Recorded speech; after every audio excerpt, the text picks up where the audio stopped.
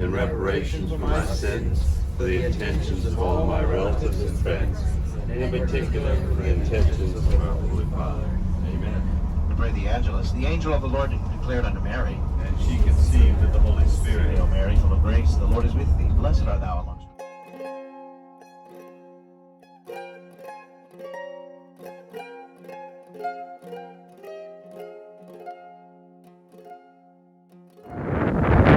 We've arrived at Kursi. That is the Talmudic name for this place where the pigs rushed into the sea after Jesus cast the demons out. This is where we're going to have Mass.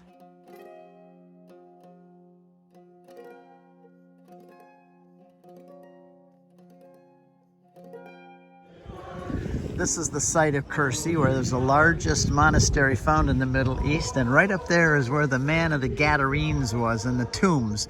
When the demons were cast into the pigs rushed down from that man's place there all the way down into the Sea of Galilee there, and there's a chapel there to mark the place.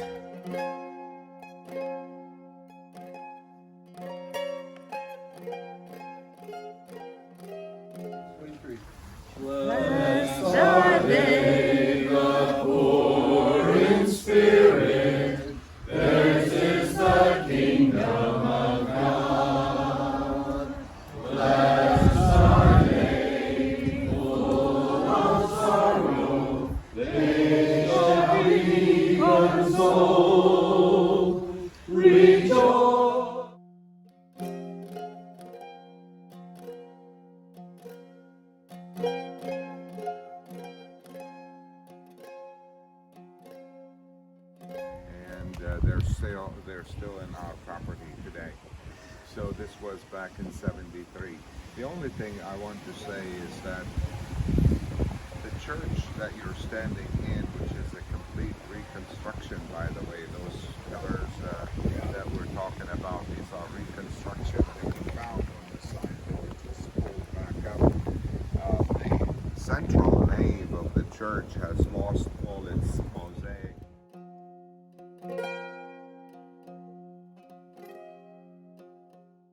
Now we're heading to the second site of the multiplication of loaves and fish. We just discovered this again. There's that rock that we just discovered again.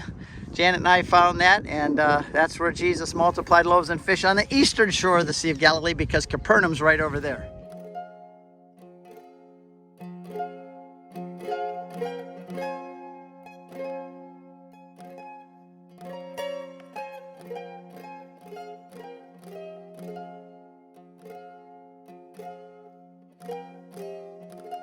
Well, we all came up to see the place where Jesus multiplied the loaves and fish on the east side of the Sea of Galilee. And now we're all winding our way back through the field to get to our bus.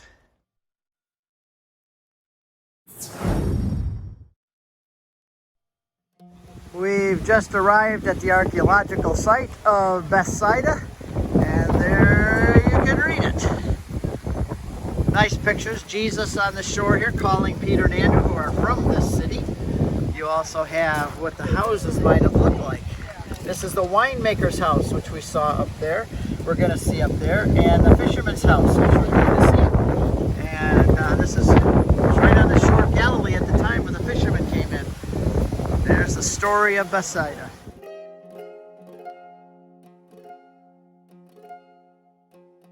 It's a bit windy today, but we're all walking into the site of Bethsaida, the house of the fishermen. This is the place where Peter, Andrew, and Philip were born, where Jesus did miracles, and he also cursed this town because of their disobedience and lack of belief.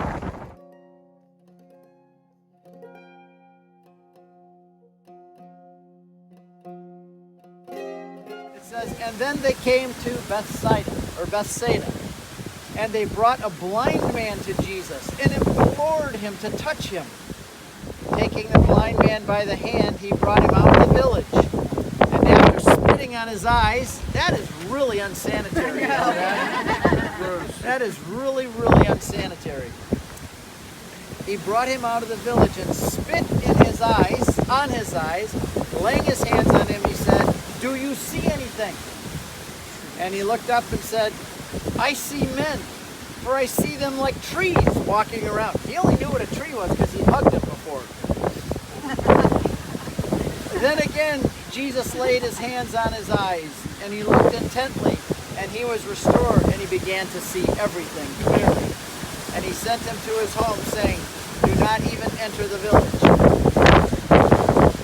So there we have one of the stories here of Jesus healing a blind man here.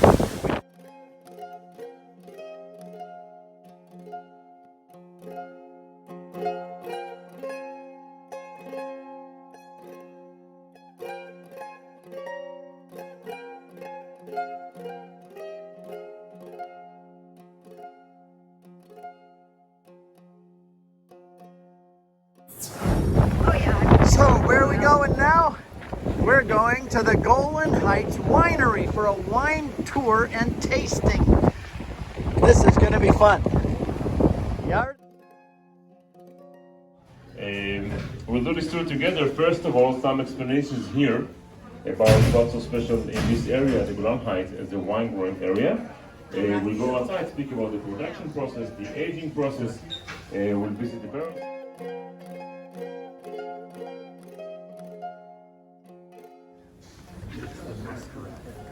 And look at all of the barrels. Barrels full of wine as far back as you can see. So now that we've had the tour, we are in the wine tasting room. We're all going to have tasting of wine.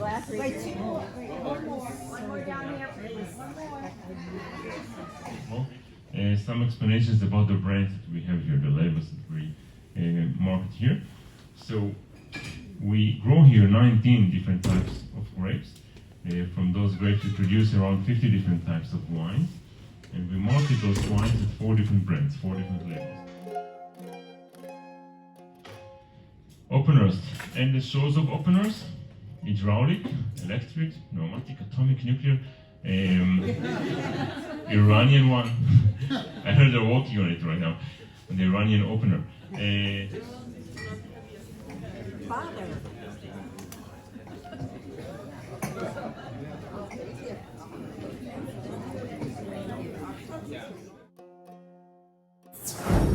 Our next stop is the New Testament city of Kursi. You can see it there in the field in the distance, the ruins. It's a national park now, and we're walking through it to get to the synagogue. I want to show them the chair of Moses. Father was joking around sitting here. I have a picture of my daughter who now has a baby and pregnant when she was 8 years old sitting in here. And this is a Jewish synagogue. This is what it was like. They would come here on Saturdays because the synagogue was not the temple. There was only one temple. The temple is in Jerusalem on Mount Moriah. But all the Jewish communities, when they were big enough, could afford to build a synagogue, which is where they would come to learn. It was like a school. It was a teaching. This is where they would come to pray and do all of their liturgical functions. Here, the Pharisees and the scribes would hang around this place. Each synagogue had a chair. It's called the chair of Moses. This is very significant for us as Catholics. Let me take you from the beginning. Moses took his seat and he judged the people. That seat carried on through Jewish history as a tradition that when rabbis and scribes and those who had authority in the community, when they taught, they would sit down in a chair. When I talk, I stand. But Jews always sat when they talk because it was a sign of the authority of Moses when they taught. Jesus said, Matthew 23, verses 1, 2, and 3, the scribes and the Pharisees sit in the chair of Moses. Therefore, do whatever they tell you. We're just leaving Kursi, and that synagogue that has a chair of Moses, where I just related it to the chair of Peter and talked about our current situation with the Vatican today.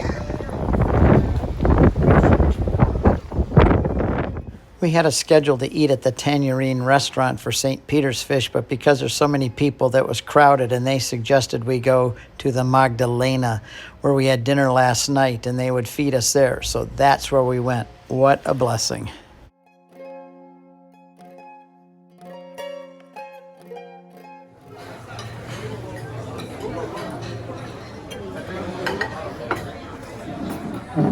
These are St. Peter's fish, or in Hebrew, amnon, a type of tilapia. And they deep fry it, and it's really good. And it happened to be Valentine's Day today, so happy Valentine's Day to everyone. Made an unscheduled stop at the primacy of Peter because Janet wanted to see how high the water was since all the rains have come. I'm so excited to be here. In the year 2004, the water was all the way up to these steps. And then it's been so dry that the water's been way, way, way, way out there. It was all the way out past those reeds. Still not as high as 2004, but I had to see it at this level. What about these stars? Hearts. These hearts, well, they were covered with water. They should be covered with water, but the water is still not quite high enough to cover them. This is Jiria the nun came here and saw these in 385 AD, standing for I love you, I love you, I love you. The questions that Jesus answered Peter. But that really is, that water's pretty high. Yes, it is. Very exciting.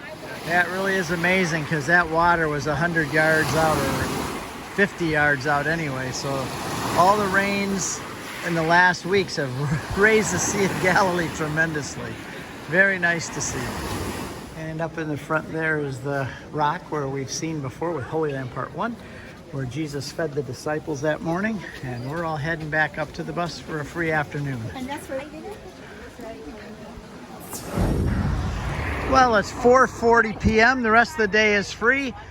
We're back at the Ron Beach Hotel. People are going to go swimming, pray the rosary, go to confession, take a nap, sit on the beach and have a glass of wine, whatever they want to do. But our day officially is ended. Everyone, thanks for driving for us. You did a great job. Hope to see you next time. Thank you. Aaron was our driver for 3 days.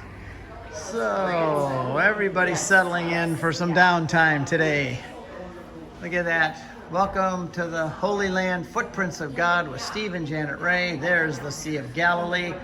And there is partnership with Pilgrimages by Corporate Travel and Amr Shahada of Best Tours. Yes, yeah. There we are. Even the Jews here are amazed at the height of the sea. And look at the waves. They're crashing. Angry sea today with lots of water.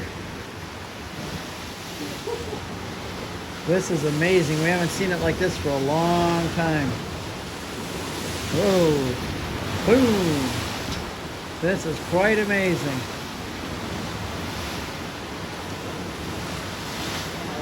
Crazy. So what do you think, Janet? Talk to the camera here. That's very cool. It's really something to see. This must have been like when Jesus and the disciples were out on the boat.